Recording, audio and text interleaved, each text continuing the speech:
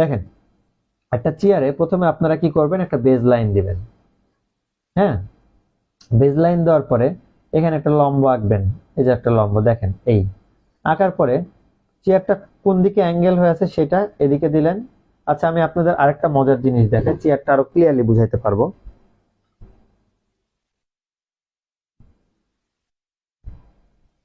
আমরা একটা সত্যি সত্যি চেয়ার নিয়ে আসছি। হ্যাঁ,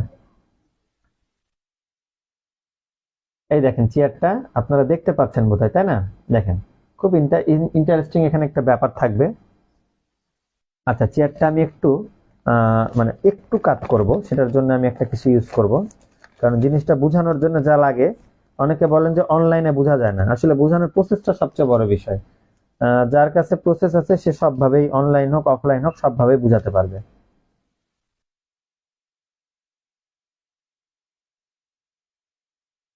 আচ্ছা, সাদা কাগজ হলে বেটার হয়, আমরা একটু কাগজ নিই।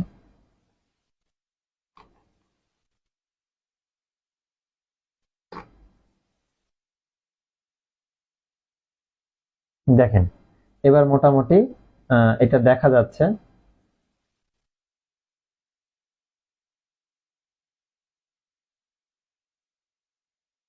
আচ্ছা, এই যে চেয়ারটা, হ্যাঁ, এই চেয়ারের একটা ব্যাপার আছে। চেয়ারের ব্যাপারটা কি? চেয়ারের ব্যাপারটা হচ্ছে, আপনারা যখন একটা চেয়ার আঁকবেন, চেয়ারটা কি করতে হবে জানেন? চেয়ারের হচ্ছে পার্সপেক্টিভ অনুযায়ী যদি না আঁকেন, তাহলে আপনাদের চেয়ারে কখনোই মার্ক ভালো পাবেন না। হ্যাঁ, চেয়ারে পার্সপেক্টিভ মানে পরিপ্রেক্ষিত, এটা অনুযায়ী আপনাদেরকে আঁকতে হবে সব সময়। চেয়ারের পরিপ্রেক্ষিত অনুযায়ী আঁকতে হবে, এটা হচ্ছে সবচেয়ে বড় বিষয়। আচ্ছা, এই যে চেয়ারটা আছে, হ্যাঁ, এটা দেখেন, একটা চেয়ারের আপনাদের কি করতে হবে? ফার্স্টে ফার্স্টে এই চেয়ারটার হচ্ছে আপনার টোটালি হচ্ছে বেজ লাইন দিলাম। বেজ লাইন মানে চেয়ারটা যে দাঁড়ায় আছে, এই দাঁড়ায় আছে, এই যে এই বরাবর একটা বেজ লাইন, আমরা বেজ লাইন দিলাম, ঠিক আছে? বেজ লাইন দেওয়ার পর আমরা কি করব জানেন? বেজ লাইন দেওয়ার পরে আমরা এই যে চেয়ারের পায়াগুলো আছে না, পায়াগুলো আঁকছি। একটা পায়া আঁকলাম, আর একটা পায়া আঁকবো। এইখানে ধরেন এই একটা পায়া আছে, আর এই পাশে ধরেন আরো দুইটা পায়া আছে, তাই না? এখানে একটা, এখানে একটা, পিছনে আরো একটা, চারটা পায়া হয়।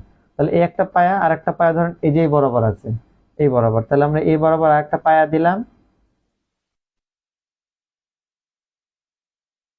আর একটা পায়া ধরেন এই যে এই বরাবর আছে, এই বরাবর একটা পায়া দিলাম। হ্যাঁ,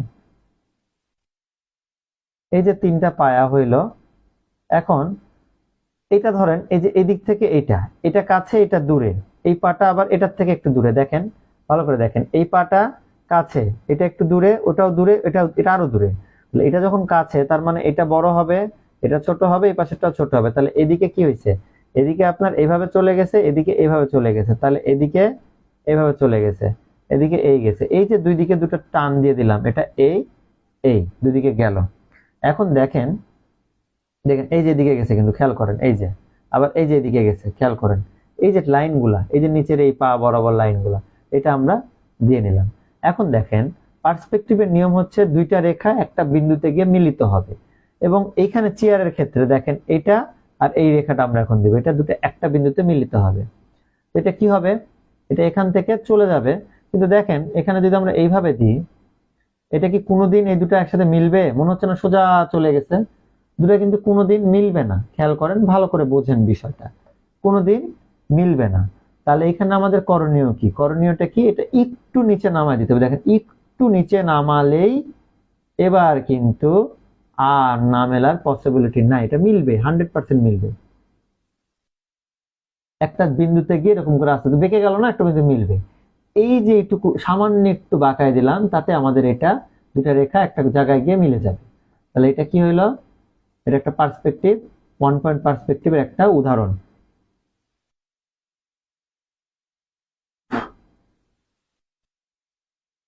এবার সেম একই ব্যাপার, এদিকটা কি করব? এদিকটাও একই ব্যাপার, এই রেখাটা গেছে, এই রেখাটা গিয়ে ওই একইভাবে মিলতে হবে, একটা বিন্দুতে মিললো। এবার আপনি সবচেয়ে বড় ভুলটা করেন এইটা, এটা দিতে গিয়ে, এই যে উপরের তলটা আঁকতে গিয়ে দুটা রেখা গেছে, এটা আঁকতে গিয়ে আপনারা এই যে এই রেখাটা আঁকেন আর এই রেখাটা আঁকেন, আঁকতে গিয়ে সবচেয়ে বড় ভুল করেন। কি ভুলটা করেন? ও, চেয়ারের উপরে তো দেখা যায়, তাহলে এটা তো বড় হবে, দিয়ে দেন এটা এরকম করে, এই যে এরকম হইলো, চেয়ার শেষ, সব শেষ। মানে কি করলেন? একবারে পানি ঢেলে দিলেন সব পরিশ্রমে, তাহলে এটা হবে না। তাহলে কি হবে?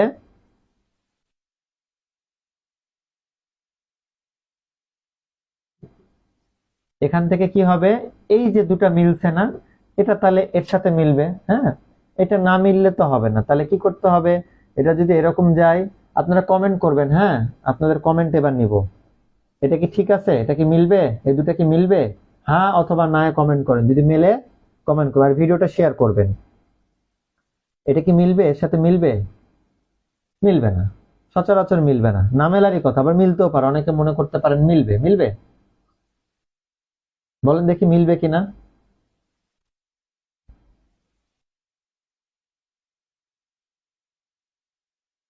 এবং এই পাশে একটা দিব আমরা। আচ্ছা, মিলবে না। তাহলে মিলাতে হলে কি করতে হবে? এটা একটু নিচে নামায় দিতে হবে। দিলাম একটু নিচে নামায়। এবারটা মিলবে না। এবারটা একটু দেখেন তো, এবার মিলবে কিনা। এবার মিলবে কিনা একটু দেখেন তো।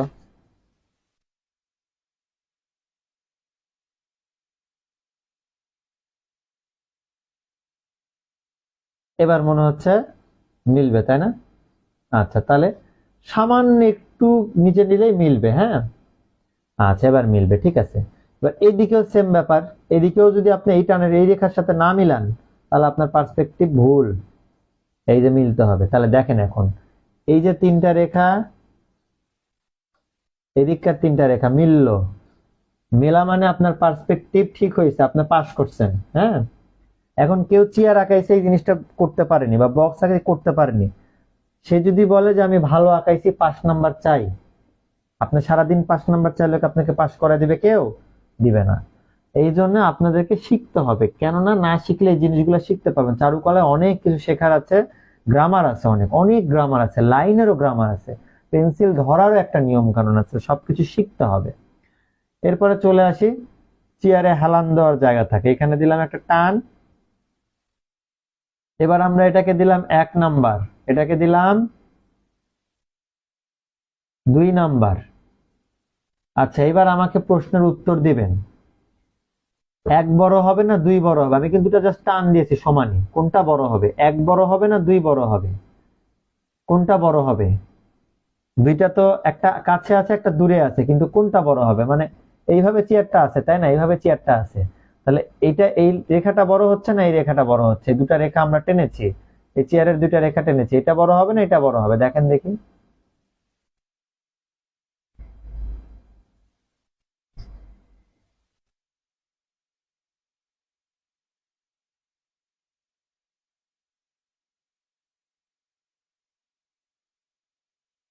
2 বড় হবে। আচ্ছা, দুইটা বড় হবে, এটা ঠিক। আপনার উত্তর ঠিক। এই যে বুঝতে পারতেছেন, অনলাইনে নাকি হয় না, অনেকের কাছে শুনছি। অনলাইনে তো হয়। আচ্ছা, 2 বড় হবে, 1 ছোট হবে। আচ্ছা, কারণটা কি? আমার এইটা কাছে, এইটা, এই কোণাটা কিন্তু 4 নাম্বার পা, এটা 1 নাম্বার পা। এটা হচ্ছে আপনার কাছে 2 নাম্বার পা, এটা 3 নাম্বার পা। এই যে এইখানে আমরা 4 নাম্বার পাটা আঁকি নাই, কিন্তু এবার আঁকায় ফেলবো। এটা হচ্ছে আমাদের 4 নাম্বার পা। তো 4 নাম্বার পায়ের উপর যেটা পিছনে আছে, তাহলে ওইটা কি হবে? ছোট হবে। এটা বড় হবে। তাহলে এদিক থেকে এটা যদি টান এইদিকে দেই, তাহলে আবারও আমার এই যে এর সাথে মিলতে হবে। একটু নামায় দিলেই এটা মিলে গেল, সামান্য একটু। বাস। এই যে আমাদের চেয়ারের ব্যাপারটা হইলো, এইটুকু যদি বুঝতে পারেন, দেখেন চেয়ার কিন্তু কাজ হয়ে গেছে। এখন অনেকেই এইটুকু বোঝার পরেও একটা ভুল করে। চেয়ারের এই পাশে কাঠ লাগে না, এই পাশে কাঠ আর এই পাশে কাঠ, এই কাঠটা অনেকে সমান করে। এরকম সমান সমান করা যাবে না, একটু সামান্য একটু এখান থেকে এটা একটু ছোট করতে হবে, কেননা পার্সপেক্টিভ এখানে একটা ওতপ্রোত ভাবে জড়িত। এবার চেয়ারের পা গুলো আমরা ডিটেল করে দিব। এই যে এখানে তিনটা, এখানে একটা দিলাম, আর একটা দিলাম। এই যে দেখেন, আগে লম্বা লম্বা টান দিয়ে আমরা রেডি করতেছি, তারপরে কিন্তু আরো একটা ব্যাপার আছে, সেটা আমরা একটু পরে দেখবো। কি ব্যাপার সেটা দেখবো। এটার আবার হ্যান্ড, এই যে হাত মানে পিছের যে জায়গাটা, এবার একটু মোটা করি। এটা একটু মোটা করা লাগবে, মোটা করলে দেখতে ভালো লাগবে।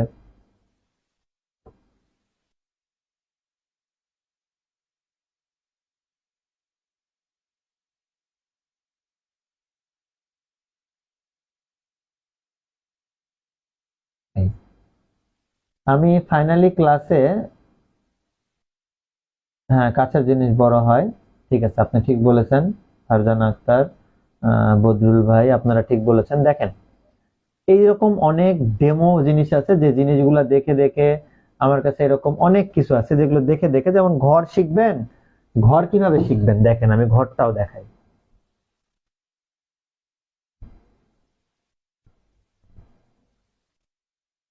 এই দেখেন, একটা জিনিস এমনি শেখা যায় না, এরকম করে প্র্যাকটিক্যালি জিনিসগুলা দেখে দেখে, কেন এটা বড় হচ্ছে ছোট হচ্ছে, কেন বারান্দাটা এইভাবে আঁকতে হচ্ছে, এখান থেকে এই রেখাটা গেল, এখান থেকে এরকম কেন হচ্ছে, এরকম ব্যাপার থাকে।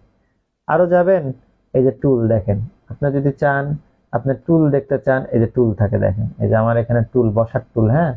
তারপরে এই যে পিঁড়ি বসে না, পিঁড়িটা কেমন করে আঁকতে হয়, এগুলো প্রত্যেকটা জিনিস আপনাদেরকে হাতে কলমে যদি, ছবি আঁকা খুবই সহজ, কিন্তু হাতে কলমে যদি না বোঝেন বিষয়গুলো আসলে সহজ হবে না। এবার আসি, ভাববেন যে তাহলে এগুলা করছি, তাহলে নৌকা কোথায়, খালি এগুলাই বোধহয়।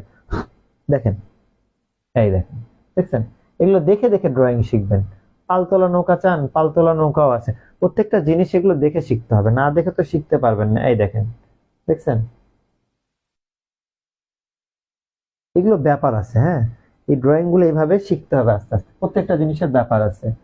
তো আমার একটা জিনিস আমি আপনাদেরকে শিখাবো, সেটা যদি প্রপারলি শিখাইতে না পারি, তাহলে তো আসলে আপনাদের কোনো লাভ হবে না, হ্যাঁ।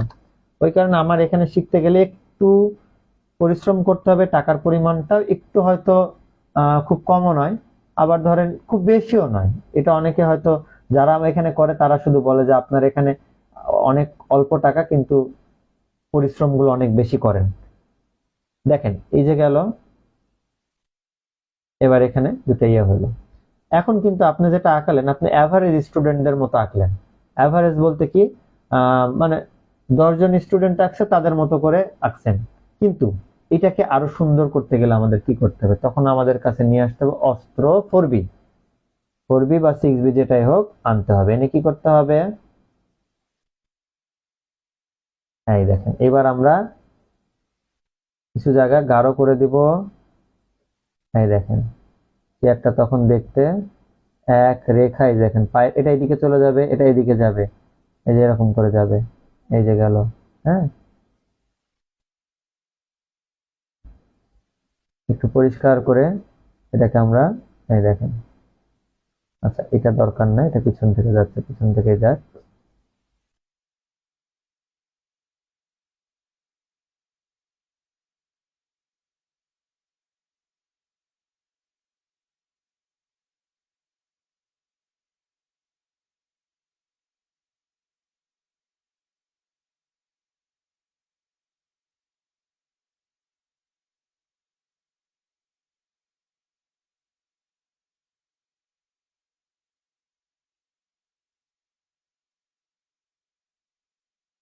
আচ্ছা এইটা কিন্তু, এই যে এটা যেমন গেছে না, এখান থেকে এই পাটা আমরা মাপটা করে নিব, নিয়ে এটা এবার মুছে দেব, কতটুকু এটা হবে সেটা মুছে দিলেই পিছের পাটা কতটুকু হবে সেটা আমরা এখান থেকে পেয়ে যাব। এই দেখেন, আবার এদিকে দিলে এটাও মিলবে, কারণ এই পার্সপেক্টিভটা যদি আপনি মিলাতে না পারেন, ভুল করেন, তাহলে আপনার এটাও ভুল। এখানে এটা এতটুকু হবে, দিয়ে দিলাম।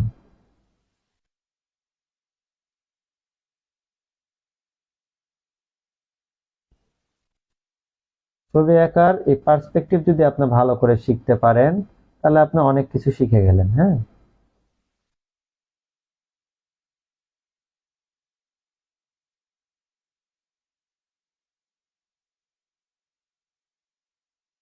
দেখেন কিছু জায়গায় এরকম ডার্ক লাইট করাতে দেখতে আরো ভালো লাগছে।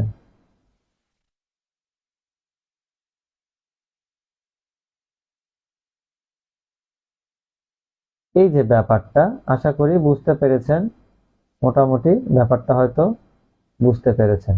এই এইটুকু যদি বুঝতে পারেন, তাহলে অনেকটাই শিখে গেলেন। এই, তো এই যে চেয়ারটা হয়ে গেল, হ্যাঁ প্রথমে 2B পেন্সিল দিয়ে শুরু করবেন, তারপরে 4B পেন্সিল নেবেন। তো এরকম করে এক একটা জিনিস শিখতে হয়। তো আজকে চেয়ার শিখলাম, আমরা নেক্সট আবার একদিন আসবো ক্লাসে, সেদিন আমরা অন্য কিছু নিয়ে আসবো ইনশাল্লাহ। এই হলো মোটামুটি ব্যাপার। দেখেন এখন এই চেয়ারের